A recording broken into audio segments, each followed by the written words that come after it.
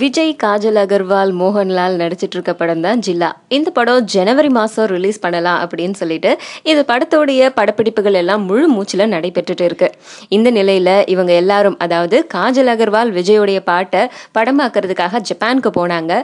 அது முடிஞ்சு வந்த கையோட இந்த படத்தோடைய படப்பிடிப்புகள் சீக்கிரமா முடிக்கணும் அப்படிங்கிறதுக்காக மதுரையிலையும் சென்னையிலையும் மாத்தி மாத்தி படப்பிடிப்புகள் நடத்திட்டு இருக்காங்க.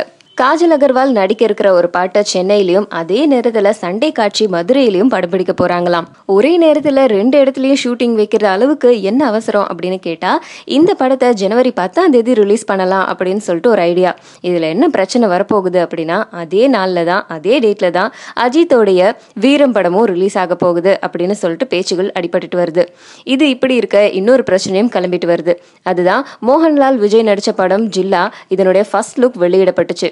ஆனா இதுல விஜயோடைய பேரு முதல்லையும் மோகன்லாலோடைய பேரு 2ஆவதும் இருந்ததுல மலையாள ரசிகர்கள் எல்லாருமே ரொம்ப கொதிச்சு போயிட்டாங்க. ஏன்னா மோகன்லால் தென்னிந்தியாவோட சூப்பர் ஸ்டார்ல ஒருத்தவரா இருக்கிறாரு. அப்படி இருக்கும்போது விஜயோடைய பேருக்கு அப்புறம் எப்படி மோகன்லால் பேரை போடுவீங்க அப்படின்னு சொல்லிட்டு மலையாள ரசிகர்கள் எல்லாருமே ரொம்பவே வருத்தத்துல இருக்காங்க. கேரளால இந்த படம் ரிலீஸ் ஆனாலும் நீங்க இப்படிதான் பண்ணுவீங்களா அப்படின்னு சொல்லிட்டு தொடர்ந்து சோசியல் நெட்வொர்க்ல அவங்களுடைய கருத்து